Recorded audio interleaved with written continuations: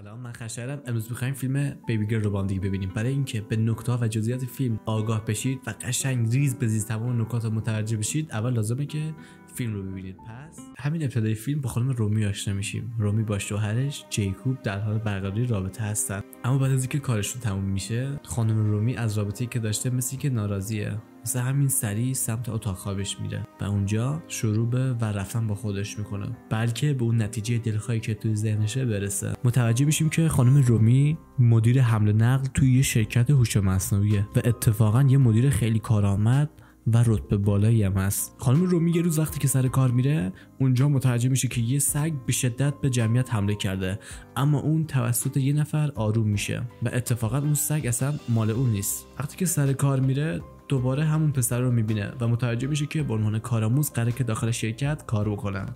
یه جشنی که داخل شرکت برگزار شده، اونجا توی بالکن رومی با ساموئل همون پسر روبرو میشه و شروع به گفتگو با هم دیگه میکنه. ساموئل که میخواد خودشو به خانم رومی نزدیک بکنه، اونجا خانم رومی از اونجا خارج میشه و مجددا پیش شوهرش جیکوب میره. حالا روز بعدش توی سالن اونجا کراوات ساموئل رو پیدا میکنه، اونو همراه خودش میبره و اونجا روی صندلی با اون کراواته شروع به رفتن با خودش میکنه و این نشون میده که اون از لحاظ ذهنی یه مریض جنسیه. رومی و شوهرش 2 تا دختر دارن، ایزابل و نورا. ایزابل هم اتفاقا یه همجنسگراست و یه دوست دختر داره با اینکه دختره، ولی اون با خانواده رابطه خوبی نداره.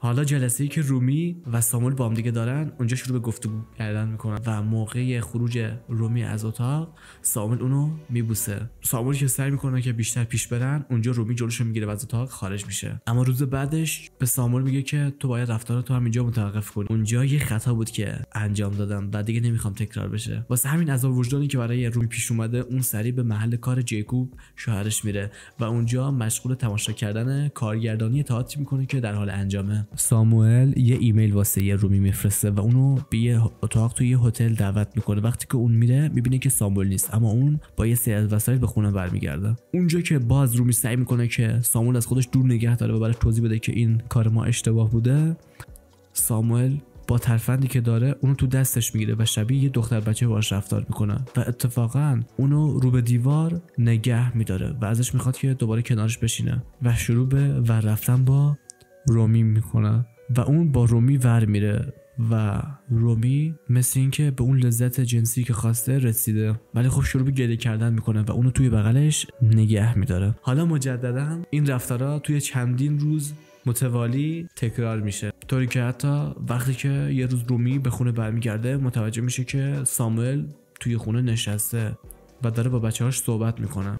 اون ازش میخواد که دیگه هیچ وقت وارد خونش نشه و سعی نکنه که با خانواده‌اش روبرو بشه. ساموئل و رومی یه سری فانتزی‌های خیلی بد رو با هم دیگه اجرا میکنن، طوری که رومی با اینکه یه مدیر خیلی قدرتمند و یه زن خیلی جسور و با غرور توی فیلم نشون داده میشه، اما اینجا تبدیل به سگ ساموئل شده.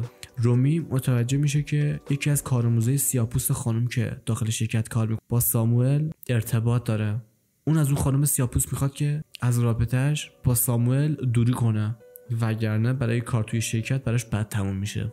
اتفاقا همون خانم سیاه‌پوست هم متوجه رابطه اونم با ساموئل شده و یه جورایی با این کار اونو تهدیدش میکنه و میگه که اگه ازش دور نکنی، مجبور میشم که رابطه‌تو با اون توی شرکت دو بدم و ممکنه واسط بد تموم بشه. رومی که دیگه این رفتارا رو نمیتونه تحمل کنه، برای جیکوب شوهرش توضیح میده و میگه که من با یه نفر دیگه توی رابطه‌ام، اما اون متوجه نیست که اون کارآموزش با خانومش توی رابطه است. واسه همین یه روز که توی استخر در حال بوسیدن همدیگه هستن با ساموئل و داخل خونه نشستن، اونجا جیکوب میرسه و متوجه میشه که تمام این مدت اون با کارآموزش توی رابطه بوده و با هم دیگه درگیر میشن. اون که از این کار خیلی شوکه شده، یه حمله خیلی عجیب بهش رخ میده و دیگه نمیخواد رومی رو ببینه. رومی رو میبینیم که توی یه آپارتمان تنها مشغول سیگار کشیدن و فکر کردن به رفتارشه و اتفاقا ایزابل، همون دخترش که سعی میکرد از مادرش و پدرش دوری بکنه، حالا واسه نجات مادرش پیشون اومده و ازش میخواد که به خونه برگرده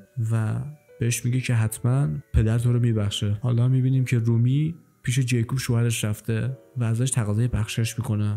داخل شرکت یه آقای سوء استفاده کرد که از رابطه رومی با ساموئل باخبر شده بود، سعی میکنه که رومی رو به خونش دعوت کنه و میگه که خونه من خالیه. با این حال رومی با یه لحن خیلی بد بهش میگه که من هیچ وقت حاضر نیستم که ریخته خیلی زشت و نکبت تو رو تحمل کنم و حتی حاضر نیستم که یه لیوان آبم با تو بخورم. و این نشون میده که رومی به رابطهش پایبند شده و دیگه هیچ وقت حاضر نیست به همسرش خیانت کنه. و توی سکانس آخرم میبینیم که مجدد جیکوب و رومی با هم دیگه وارد رابطه شدن و این بار از رابطه‌ای که داره راضیه و مثل اینکه این تنوعی که توی رابطهش با ساموئل داشته موفق شده که رابطهش با شوهرش رو بهبود بده و مجدد مثل اول جیکوب شوهرش واسهش جذاب باشه. حالا که بیس کلی فیلم رو متوجه شدیم و دورنمای فیلم دستمون اومده، حالا بهتره که وارد جزئیات بشیم. جزئیاتی که این فیلم داشت حتما واسه شما جالبه، شاید باور نکنید، اما اونجایی که رومی بعد از رابطهش با جیکوب سمت اتاق خواب میره و میخواد لپتاپ باز کنه، دقت کنید سایت اونی که ایشون باز میکنه اول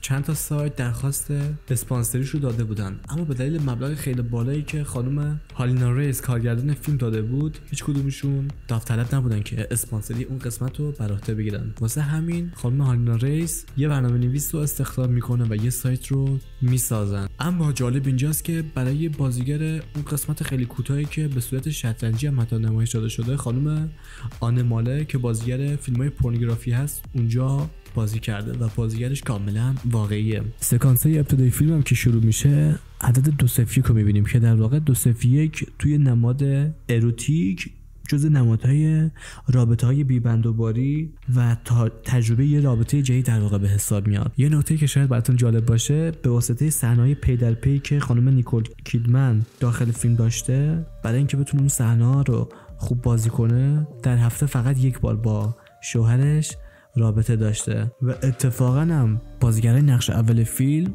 یه رژیم غذایی کاملا گرم و توی سبد غذایشون داشتن. یه نکته خیلی جالب در مورد ایزابل هم با توجه به اینکه همجنسگرا بود، اونم به دوست دخترش خیانت میکنه و در واقع با یکی از دخترای همسایه که تازه به اون قسمتی که هستن نقل مکان میکنه وارد رابطه میشه و رابطه اونم مثل مادرشه. تمام لباسایی که خانم نیکول کیدمن داخل فیلم بازی میکنه بالغ بر $200,000 فقط هزینه لباسایی شده که واسه اون توی اون صحنه ها میپوشیده.